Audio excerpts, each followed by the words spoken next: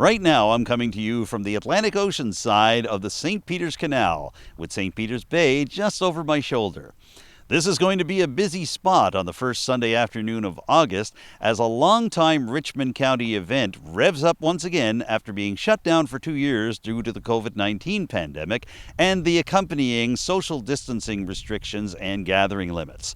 Swim the Canal returns in early August as part of Nicholas Denny's Days, the traditional community festival for St. Peter's. So I thought I'd go to the other side of the canal, specifically the Bredore Lake side, and meet up with two of the key organizers for this event, Kerr and Shanna Burke, to talk about their memories of past swims here at the St. Peter's Canal and what they're looking forward to as the event gets going again after a 2-year absence. Here's my conversation with Kerr and Shanna Burke right now.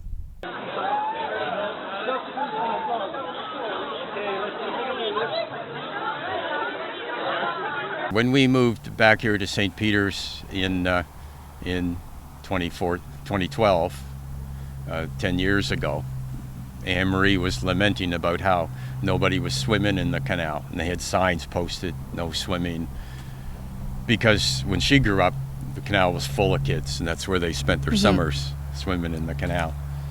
So I ran with that, as I sometimes do with her ideas, and I convinced Parks Canada to allow us to shut down the canal for the afternoon and get some swimmers to swim from one end to the other and go through the locks.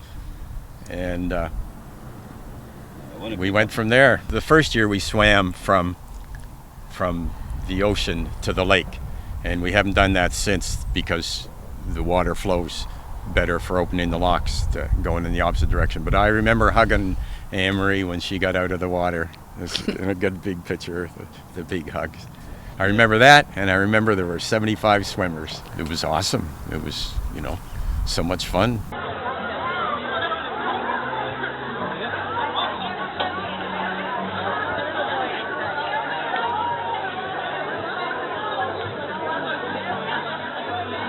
I thought, I have to do this. I think it's super cool. And your kids too. And my kids did it that first year.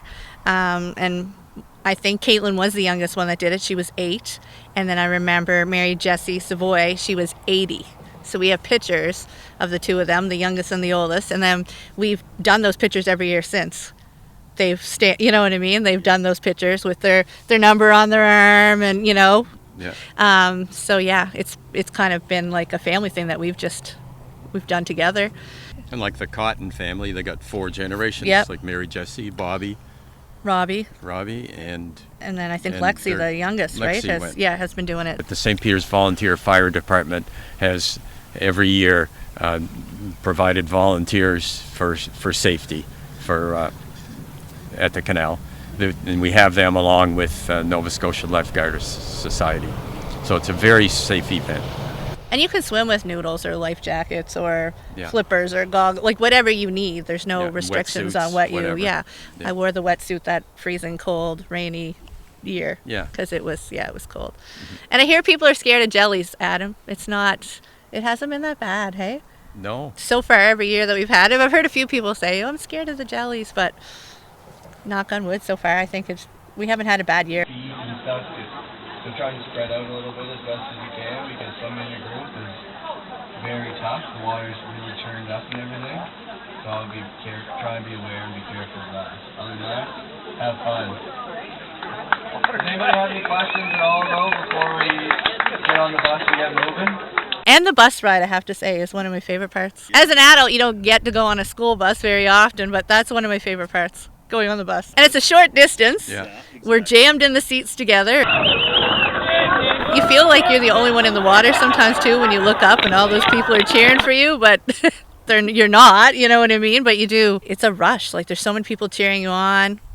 Usually both sides are full of people. Like there's hundreds of people here to watch. And then like the music, and we all sing.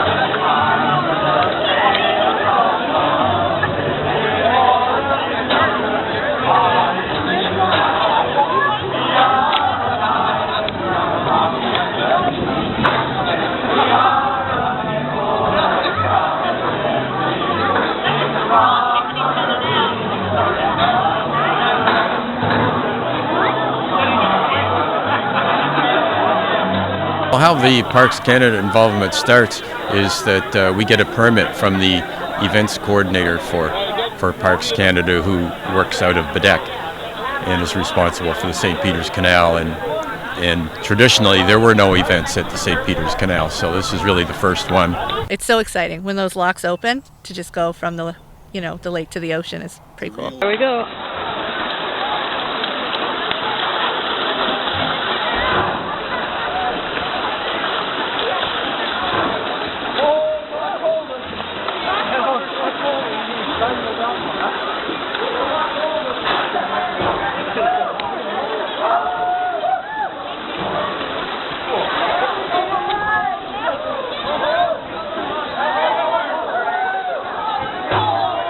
Temperature drops. I do find it is colder when that opens up. I think it's a rush. I think it's a cool feeling.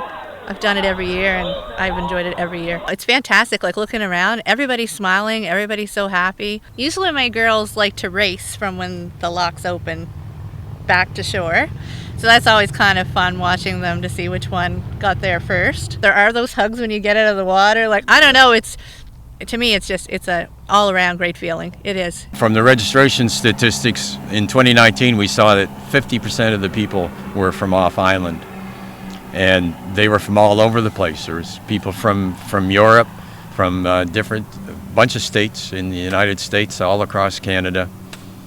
A lot of people from Quebec and Ontario. There was another thing, too, in 2019, I think. Nicholas Denny came and swam. Oh, that's Yes, I remember. Alberta. Yeah, I remember that. Yeah. And Nicholas Denny, of course, started the trading post here in St. Peter's. And we had the log rollers one year. That was that was cool too.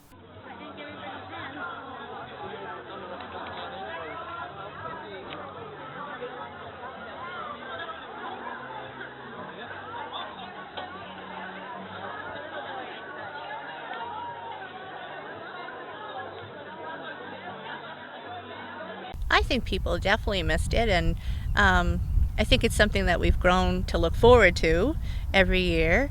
And then I think maybe last year we thought there might have been a possibility that we could have had it, but then, COVID kind of struck up again, and you couldn't cram 250 people that close together in the water. But I think people are super pumped. I've heard lots of people talking about it. I know the online registration is up and going. Gordon said that's filling up pretty quickly, so that's great. I think people are excited. We've been meeting, and we've been making plans, and we've got some exciting entertainers coming. We've got Roger Stone and Leona Burke are coming, and that's going to be quite exciting. We got Cindy Day. Shanna got Cindy Day lined up to come in and say a few words. So we're pretty pumped. We also have some food trucks coming this year too. Like, we've had food trucks here before, but more food trucks, I guess, this year. And it's also a fundraiser too. Yes, it's a fundraiser for Ukrainian refugees. And we've got a group we're connected with a group in Port Hawkesbury that is doing that. The first year that we did swim the canal, it was a fundraiser to save our lighthouse. But our lighthouse got saved in another way. The Coast Guard came and fixed it up. Nice. So that was good. And other years, the money has gone into the VOCA treasury, and VOCA puts on events to help St. Peter's, like Festival of Trees and Nicholas Denny's Days, and there's a Winter Fest, I think, too, that they do in February. Yep. Okay. But this year we're focusing on the Ukrainian refugees.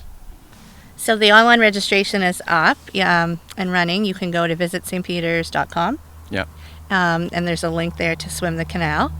We have a Facebook page, Swim the Canal, and the link is in there as well. Carrie's Custom Cut, you can go there and register, or through your wife, Anne Marie, right? Yeah. You could register with her as well. So there's a few ways that you can register. And it's $20 to register, and that gets you a water bottle. And then, like we said, the proceeds will go to the Ukraine families. And we'll have Swim the Canal t-shirts for sale. We do want you to register sooner than later, though, but so it's unlimited. And if you register on the day, it's $25, not $20.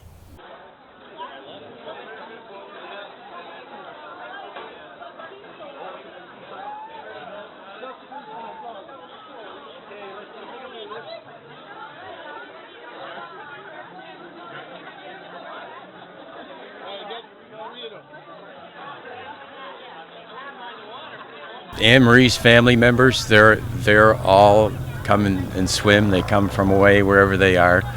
It's just great to see them all come, and of course her brothers and sisters used to swim in the canal themselves.